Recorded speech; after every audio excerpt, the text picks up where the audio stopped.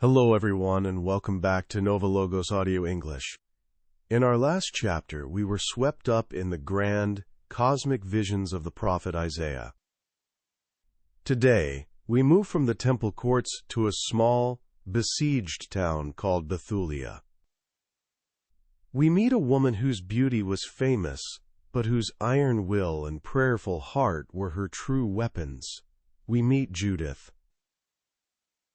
Have you ever felt trapped in a situation where the odds were overwhelmingly against you? Perhaps you felt that those in power had given up hope, leaving you to face the giants alone. Judith lived in such a moment. An unstoppable army was at the gates, the water supply was cut off, and the leaders of her city were ready to surrender. But Judith saw what they couldn't. She saw that God's power is not measured by the size of an army. Today, we explore how a widow in mourning clothes became a general of faith, proving that courage is not the absence of fear, but the presence of prayerful action.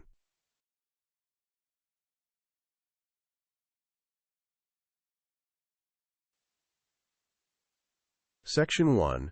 The Wisdom of Trust.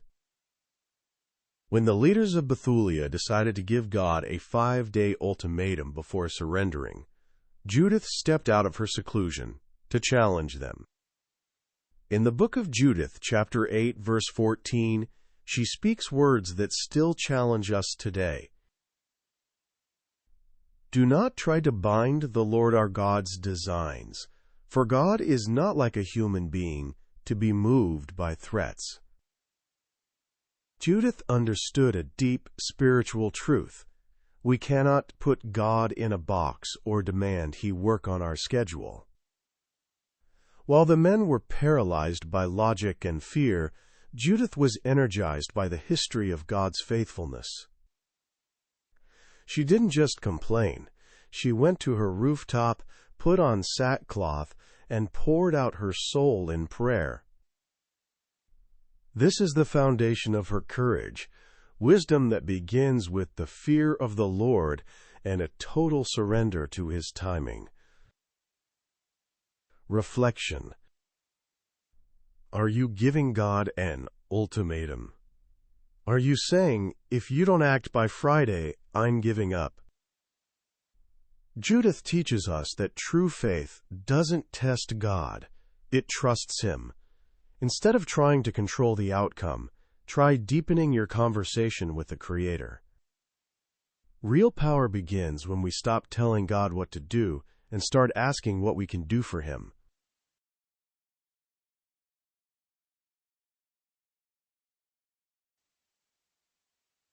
Section 2. The Shadow. The danger of the enemy's camp. Judith's mission required her to walk directly into the mouth of the lion. She left the safety of her city and entered the camp of Holofernes, the Assyrian general. The shadow here is the extreme risk and the moral weight of her deception. From Judith, chapter 13, verse 7, we see her at the moment of ultimate tension. Strengthen me this day, O Lord God of Israel. She was a lone woman in a camp of thousands of soldiers. She had to use her beauty as a shield and her words as a snare. The shadow reminds us that the life of faith is not always safe. It often involves going into dark places and facing temptations of pride and fear. Judith didn't rely on her own cleverness. At the moment of highest danger, she reached out for divine strength. Mirroring our lives. We all face enemy camps, environments that are hostile to our values or situations that demand we step far outside our comfort zones. The temptation is to rely on our own charm or intellect to survive. Judith's shadow teaches us that in the middle of the danger, our only true anchor is the prayer, "Strengthen me this day."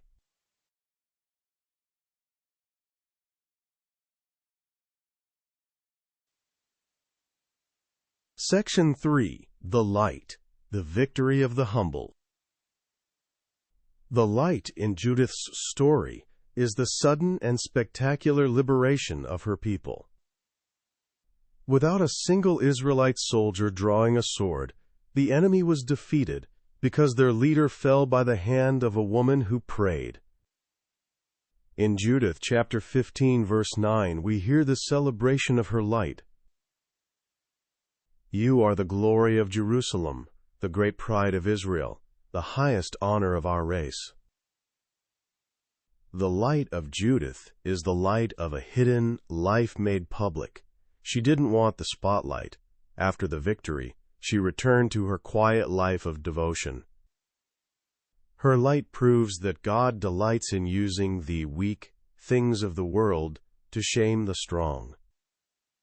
She became a living psalm of praise, reminding everyone that the Lord is a God who crushes wars. The light of impact. You don't need a title or an army to change the world.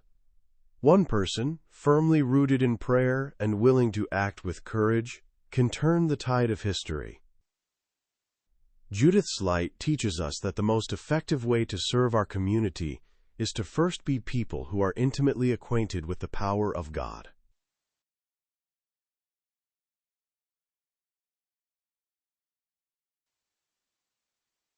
Section 4. Bridge to the present, taking a stand. How can Judith's ancient bravery guide our modern lives? 1. Don't limit God. Stop telling God how He has to save you.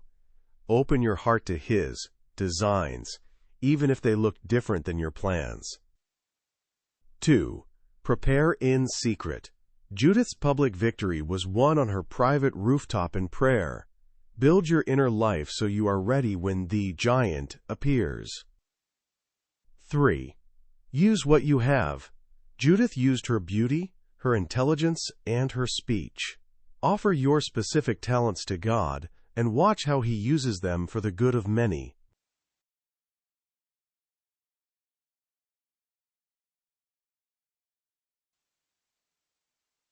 Section 5. Language Clinic, expressing determination and praise.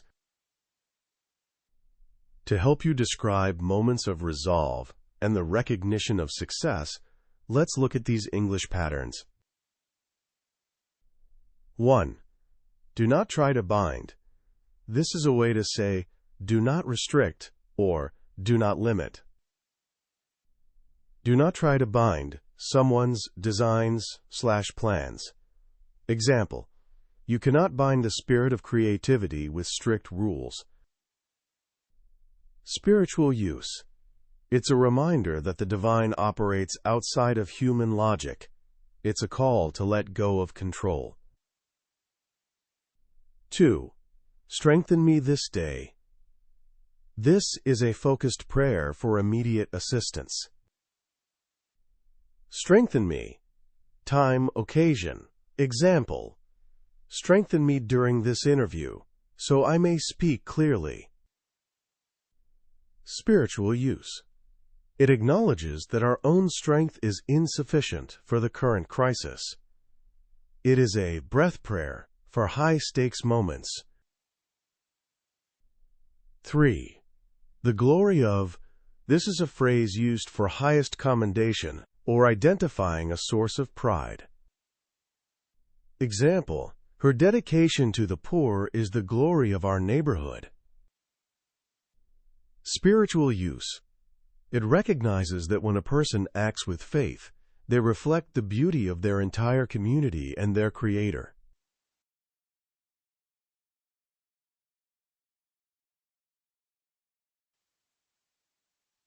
Consolidation and review. Key phrases for your journey.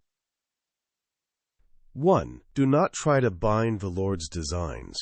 A profound English explanation for this phrase.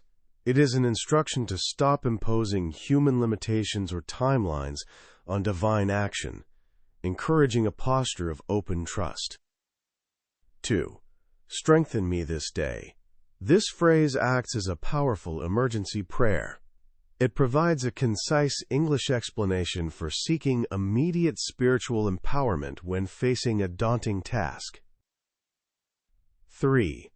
The Lord is a God who crushes wars, a strong theological statement. It offers an English explanation for the belief that ultimate peace and victory over conflict belong to the Creator, not to military might. 4. She put off her widow's clothing. This symbolic action provides an English explanation for rising to the occasion. It describes the transition from a season of mourning to a season of purposeful, courageous action. 5. A man after my own heart. Wait, let's look at Judith's equivalent. A woman of great wisdom. This phrase serves as a concise English explanation for her character. It highlights that her true beauty was her discernment and her ability to see the spiritual reality behind the physical threat. 6. By the hand of a woman. This phrase offers an English explanation for divine irony. It celebrates how the Almighty often chooses the most unexpected person to achieve a great victory.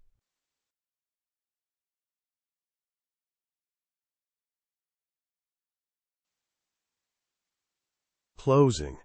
The Rooftop Prayer. Thank you for joining us for Chapter 15. Judith reminds us that you are never just one person when you are standing with God. Your prayer is a force, and your courage is a gift to the world. In Chapter 16, we enter the New Testament to meet John the Baptist, the voice crying out in the desert. We will see how he prepared the way for the light of the world and what it means to decrease so that the truth may increase. If Judith's story has strengthened your heart, please like this video and subscribe to NovaLogos Audio English. Your support helps us share these stories of hidden strength with the world. Hit the notification bell so you don't miss the arrival of the Baptist. Until we meet again, pray first and then take your stand. Goodbye.